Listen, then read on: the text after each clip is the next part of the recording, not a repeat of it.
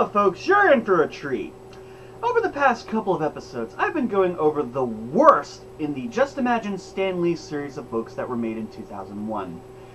And it is here that we come to the culmination of crap that is Just Imagine Stan Lee's Superman. Yes, folks, this happened. Stan Lee decided to give us his version of Superman. Be very afraid. I don't hate Stan Lee. I really don't. I enjoyed his early work in Marvel's Golden Age. He made it all right to give characters problems and pathology behind their characterizations. Of course, nowadays, some people think that problems equal loser. This actually brings us to our subject today. Superman, especially in recent years, has had problems becoming relatable to modern audiences because he seems almost too perfect. That he doesn't make mistakes and is too much of, well, a Boy Scout. He had no problems or obstacles to overcome since he was considered the most powerful being on Earth. The concern is understandably difficult, especially when trying to establish a believable conflict. However, in my opinion, Superman isn't someone I should have to relate to. I think he's someone who should set an example of how to be a good person, a hero, a friend to their fellow man. That is not to say he shouldn't have problems, but I want to see him overcome them, not constantly whining about how his life sucks or why he can't catch a break. To me, Superman is a symbol of hope. He's a reminder that we can be better than what we are if only we had the courage to try. It's with that attitude that he went from being just a strong alien in a silly costume to the icon he is today. But today, we're focused on a strong alien in a silly costume. This is Just Imagine Stan Lee's Superman. The first page of the comic opens to a splash page of a guy working out on what looks like half of Chuck Norris's Total Gym while his wife looks out the window. A faraway galaxy in another universe. Right out the gate we're hit with something completely stupid. If it's in another universe, it wouldn't matter how far away it is, because it'd be on a different plane of reality. Anyway, it's here we meet Salden and his wife Liella. Just think, Salden. The space-time bender will change our world forever. We'll be able to reach other galaxies in the wink of an eye. Yeah, I remember the last folks who tried that. Enjoy the outskirts of hell! We learn that Salden is a cop for his planet and he constantly works out on his gym rather than his hot wife. Salden complains that the other cops are bigger and stronger than he is due to genetic alterations. You know I can't bear being the weakest of them all. I don't endorse steroid use or anything, but if it's legal, safe, and it helps you do your job better, then why not get the alterations? Is it a manhood thing? Did genetic enhancements kill your parents? Salden says he has to go to work, but Liella has a feeling of impending doom. Why do I have a feeling that I'll never see you again? I hope Salden remembers my retirement/birthday party in 2 days. Salden flies off with the use of his shoulder harness because, well, alien science. Silent flying harnesses, space-time benders, there's nothing science can't do. Yes, our society is so perfect despite the need for what appears to be a paramilitary police force. Salden arrives to find that a group of thugs have taken an interplanetary cruise bus hostage. While the other officers are busy being assholes and picking on Salden for his size, they all get blasted by stun grenades. See, if you'd kept your eyes on the goons, that might have been over by now. But now you're dead. You're stupid and you're dead. Salden attempts to solve the situation by vocally expressing to everyone within earshot how he will do it. I'll throw the bomb over the cruiser, to the starboard side. That'll direct their fire away from... But it works, and Salden manages to take out the crooks. After getting commendation by his superiors, he decides to head home. Yes, the future, where policemen don't have to do things like file police reports or stay on shifts. Nope, you do one thing and you get to go home. Nice. Meanwhile, in a maximum security prison yard, two prisoners are having a fight because apparently one ratted out on the other. A guard comes in to stop them, pointing a gun. The bald-headed prisoner throws his opponent at the guard, knocking both out. He takes the gun and a flight harness and just flies away. This is stupid on a multitude of levels. 1. Why are you carrying guns in a maximum security prison? Those should be locked up for the SWAT team to prevent this sort of thing. 2. Why are you wearing flight harnesses? Is walking too much of a chore for you people? 3. If this is a maximum security prison and your guards are wearing flight harnesses and the criminals are outside an open field for recreation, Why wouldn't you put a roof over the field so that they can't escape in case one of them gets a flight harness? This replacement drawing for the Absorbing Man is called Gundor Gorak. Congratulations, you have a stupider name than Crag Krogor from Stan Lee's Green Lantern. He smashes his way into Salden's home to find Leelia. He ties her up and waits for Salden to come home. He hears sirens coming and decides to split. But I'll get my revenge, even if I can't wait for Salden. I'll rearrange his furniture. His feng shui will never recover. Salden arrives to find Leelia on the floor and Gorak gone, leaving a note.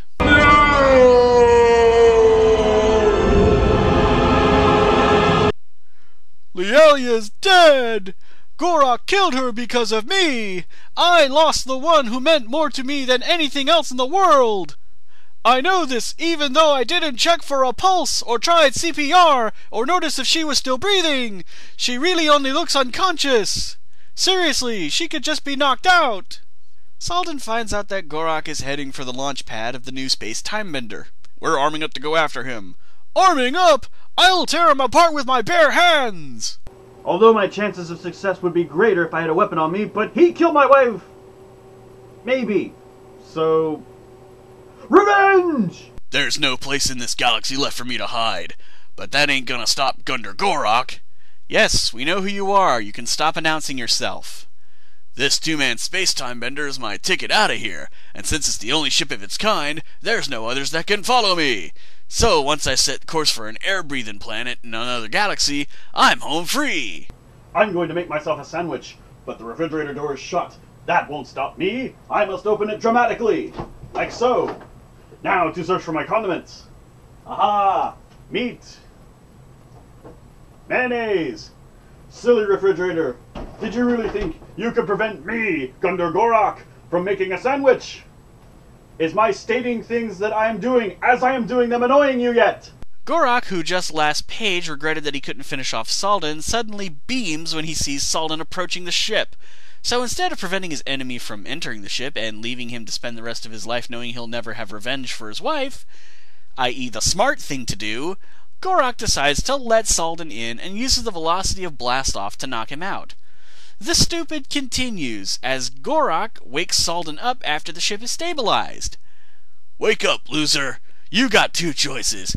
You want a full blast that'll tear your head off, or do you want it on low so you can suffer for a while? How about a third choice? How about you shoot him in the head, or jettison his unconscious body out of the airlock? Or, here's an even better idea. Shoot him in the head, then throw his dead body out of the airlock.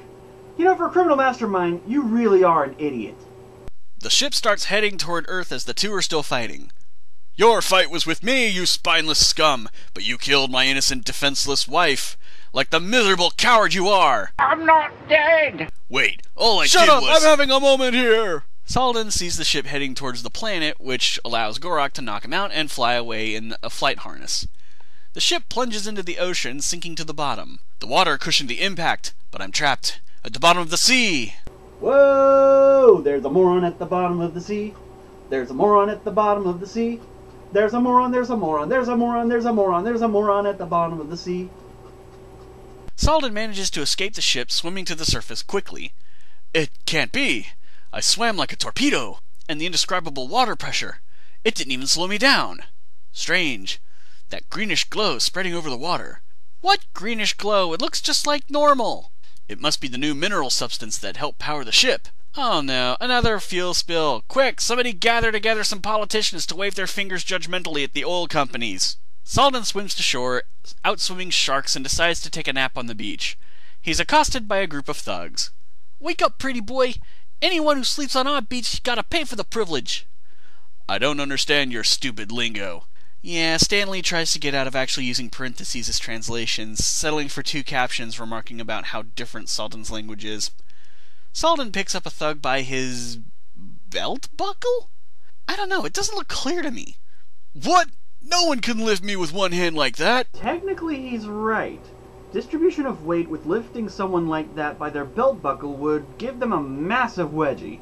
Okay, first off, how did Salden know he could lift him like that? And even if he didn't, why did he reach for, of all things, the guy's pants? Salden discovers that Earth's gravity is much lighter than his home planet, granting him superhuman strength and speed, as well as super jumping abilities. He also says he has telescopic vision due to the thinner atmosphere, although atmospheric distances should only produce a temporarily skewed optical effect. Not to mention the fact that in order for his body to maintain its strength and not become acclimated to Earth's gravity, he needs to be constantly working out. Yes, I realize that Stan is using the original argument for Superman's powers, that Krypton had a very high gravity, but that doesn't make it better than living solar battery. And besides, what's he gonna find on this planet that would give Salden a decent workout? It's too bad he couldn't bring his total gym. That raises another question. If it stands to reason that Salden and Gorak's home planet has a much higher gravity, it would mean that its materials would appropriately be much denser and heavier. The water shouldn't have slowed the impact down by that much. Not to mention the water pressure wouldn't be enough to crush the metal since, unlike Salden, it wouldn't eventually atrophy due to the lower gravity. Compared to the people of this world, I'm some sort of super... You don't get to call yourself that, asshole! You haven't earned it! After leaping around like a Nimrod, Salden sits down and whines about how he's stranded on Earth. He focuses his mind on revenge against Gorak and does this pose.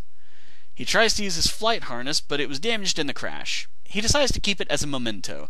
Entering a city, he waxes stupid about how superior his culture is to ours, but with dialogue like this, it's easy to see why. Glop onto that far-out hunk! Wow, he can frazzle my fantasies anytime! Young people never talk like that! Stop trying to be hip! Glop? How is that even a verb?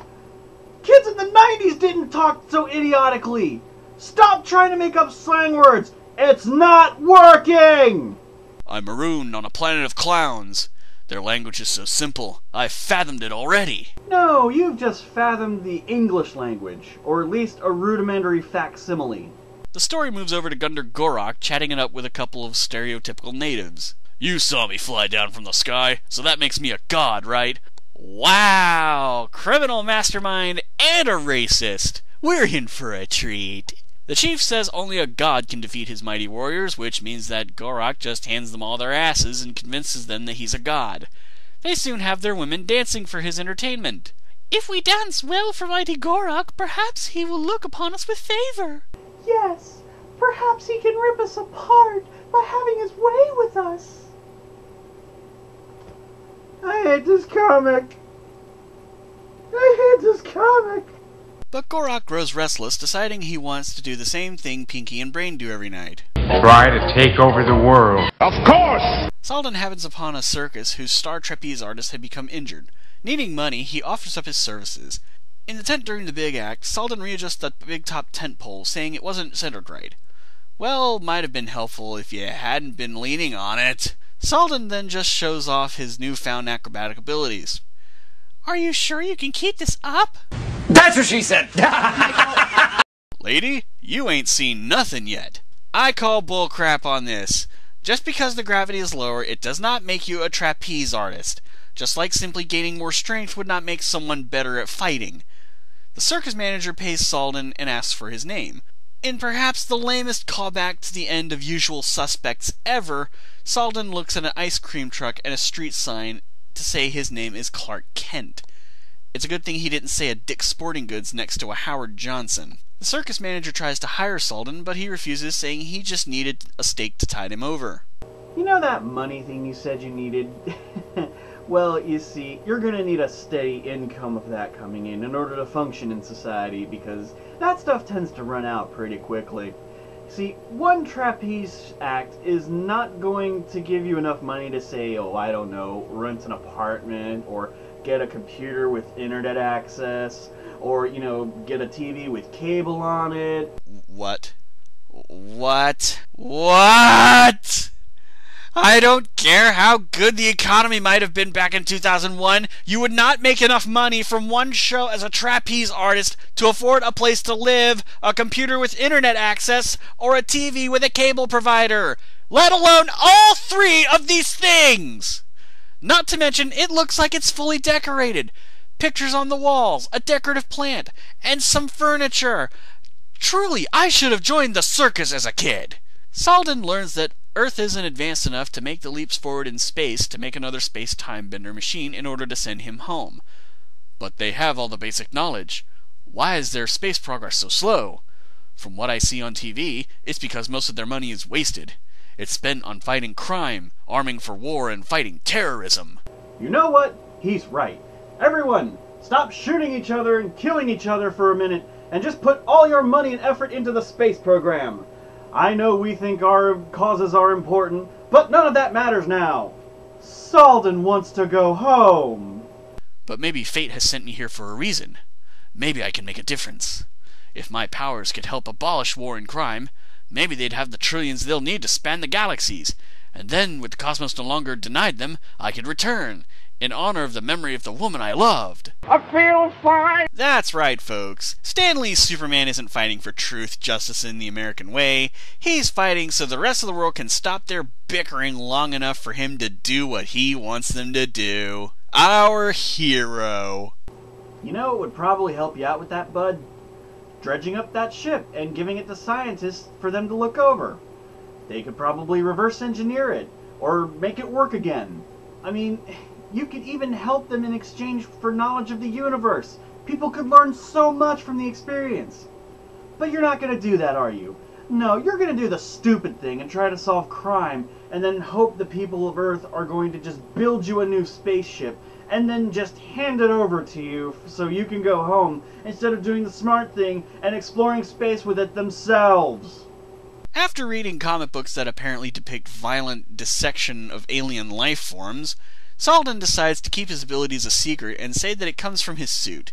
From there, we cut to Gundor Gorak ripping out an ATM in broad frickin' daylight. Afterwards, he walks by the church of, "Look at us, we're the bad guys!" Two parishioners of Reverend Dark pop out like pod people and tell Gorak that Dark is expecting him. Curious, Gorak goes to see Dark and is told that he's to serve Dark. Gorak is none too pleased with this and tries to throw a bench, but Dark disintegrates it, and then Gorak just gives up. Yep, our conqueror, ladies and gentlemen. Dark takes him into the back room through a magical passageway. We move back to Salden's apartment where we meet Agent McMoneybritches. I say that because I refuse to call her Lois Lane. She says she wants to be Salden's agent and can make him rich and famous. Salden realizes this will draw Gorak out of hiding and accepts the offer. Nancy Nuisance then goes over their plan. We'll call you Super... No, I won't. Shut up! As the missing Wilson Phillips singer here maps out her plan to whore Salden out, Salden just hopes the attention will draw Gorak out. Just outside of his door, Salden hears men rushing into his apartment. Government agents break in, demanding to take Salden's suit. One of the G-men puts on Salden's shoulder harness and tries to fly, only to faceplant on the floor. As they threaten Salden to tell him how the suit works, a strange little man walks in and demands they hand Salden back his stuff or they'll sue. Since lawsuits are apparently kryptonite to government agents, they leave. After that amazing display of dumb dialogue, Salden sees on TV about a kidnapping of the Chinese president by terrorists. He tells his new agent to set up an interview with Larry King and then... flies off? What? How did he fix his flying harness? When? With what? I looked and looked and looked, and there was no indication that he had fixed it, nor that he had the capabilities to do so. This makes no sense! No sense! So the military, in light of the kidnapping, try to devise a strategy. If we can't find and rescue the Chinese president within the next 12 hours, we'll have to accede to the terrorist demands. We have no other choice. But never mind that shit. Here comes Mungo! Salden swoops into the Pentagon, despite it being a highly watched and protected government facility. Not to mention this story was published 2 months after September 11th. In fairness, I can buy that the script was completed beforehand, and that the artwork was done sometime either during or before. But publishing 2 months afterwards, come on, guys. Come on! He's the one I read about! In the circus! It's a good thing the Army picked up circulation of Circus Monthly, or else I'd have never known. Salden tells them he has a plan, but that only he can pull it off. Let's hear him out. He possesses uncanny abilities. He can remove a tablecloth without destroying anything. It's amazing. So the Army, instead of going, "Who the hell are you? How did you get in here? Security, shoot that man," they let him go forward with his plan. and so a helicopter hovers above a gigantic bag of money out in the designated ransom spot. The goons in the helicopter shoot out a laser beam, which opens up a hole in the earth to swallow the money, and then closes it up again. The hell? The soldiers rush to get to the chopper, but when they reach it, they find that it's empty. They state that it was a remote-controlled drone. What? There were people talking in that thing. There were regular speech balloons, not electronic speech balloons like if someone was on a radio or something. Plus, I have a hard time believing the military would just not be in a position to where they couldn't see where the money went and the people piloting the helicopter, which they would naturally assume the terrorists would send. Not to mention the fact that inside the supposed drone, there's a seatbelt nice and visible! Did Dark use magic to open the hole in the ground and then reseal it? If so, how did he know that there was a frickin' laser beam on the money? Was it a magic laser beam? And if it was, did he teleport the pilots out of the helicopter? And if he did that, why didn't it crash instead of just land? And if it is a UAV, an unmanned aerial vehicle, why is there a seatbelt in it? The military try to dig a hole. Dig a hole, dig a hole, dig a hole, dig a hole, dig a hole. And find what they say are train tracks, but it looks like they're looking down, so it should actually be a freaking ladder. Rather than belabor this with the questions of how a bulldozer can reveal train tracks when train tracks are horizontal construction, and they are clearly looking at something vertically, and oh god, make it stop hurting me! We go to the money being lifted by a crane, and Salden makes his move, only to find that how did she get here? Did he know that she was Salden's agent? Did he know where she lived? Where she worked? Was he looking for her services as an agent too? If not, how would he even know that she was Salden's agent?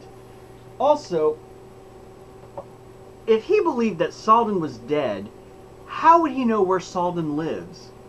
It's not like, Shameless Mick Amoral had made Salden famous. They'd only known each other for a day. Did Reverend Dark tell him? If that's the case, then show Reverend Dark telling Gorak these things. Show! Don't tell! Gorak tells his goons to capture Salden because with a hostage at gunpoint, he wouldn't dare try to escape. Oh no wait, he totally escapes, beats up the thugs, and rescues her. Clark, you're wonderful. This'll for sure get you a spot on Jay Leno. And think of the endorsements. Nike, Kellogg's, Nintendo. Stan Lee's Lois Lane, ladies and gentlemen. A money-grubbing super agent who thinks only of making a buck even when her life is threatened. I hate this comic so much! Even Salden is trying to tell her this is serious business when he just runs through the tunnels with no idea where he's going and somehow pops out in the manhole in the middle of a city. Because all sewers all over the world are connected, Salden says he has to go back and deal with Gorak. The ditzy girl from Real Genius here tells him that he doesn't have a chance and she doesn't want to lose her meal ticket. Salden, remembering that he's supposed to be, the hero, swoops back down to fight Gorak and his men. Alright, Gorak, talk! Where do I find your hostage? Only time will tell. Hint, hint. And right now, your time just ran out. I was gonna shoot you fast and easy. You ever notice that every time you flap your gums, he escapes? Here's an idea. Shoot him first, then open your noise hole. See if that doesn't work. Gorak sicks his men on Salden, who beats them easily, while Gorak fires a bazooka at Salden, causing a cave-in which buries him alive. That's all the climax we get. No knockdown, drag-out fight, no epic showdown, no catharsis after reading this heaping waste of trees and staples. Just rocks fall and bad guy dies. Truly a victory for the forces of good. But hey, what about that president that was held hostage? Well, luckily, since Princess Price Tag here notices a giant clock tower and Salden takes a look at it, he finally puts together Gorak's lame-tastic little hint and saves the Chinese president. Meanwhile, Mega Agent and Salden celebrate their good fortune. You're the toast of the media. Everyone's talking about soup. He's about as close to being Superman as I am to being She-Ra. Okay. I apologize in advance for the mental images. It's just this comic. This freaking comic. As much as it infuriates me, I have no right to take it out on you. Now, let's end this. And so the story ends with Salden and, for lack of a better term, his pimp walking away from the Church of Eternal Empowerment. Salden wondering how Gorak was so connected so quickly, and not fucking Lois thinking about how to make money off her very own superhero. The end? Yeah, right. Oh no, this is definitely the end. This comic goes beyond sucking. This story is stupid, it's insipid, and it had plot holes bigger than freaking Mogo! The main character is an unlikable, condescending asshole who's only fighting crime so that the Earth can send him home. These past couple of episodes have been an absolute chore to get through. But I know something that just might make me feel better.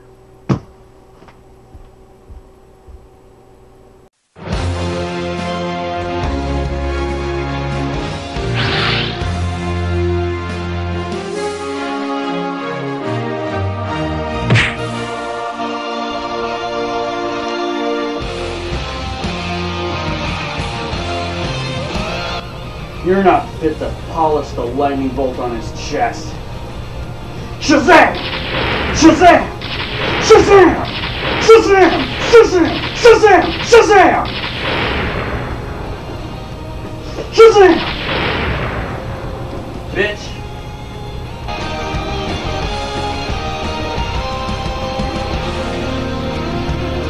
And then there was one.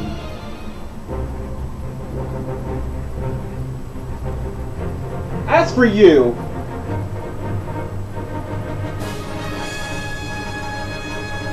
I think you should do the honors. Burn! Oh.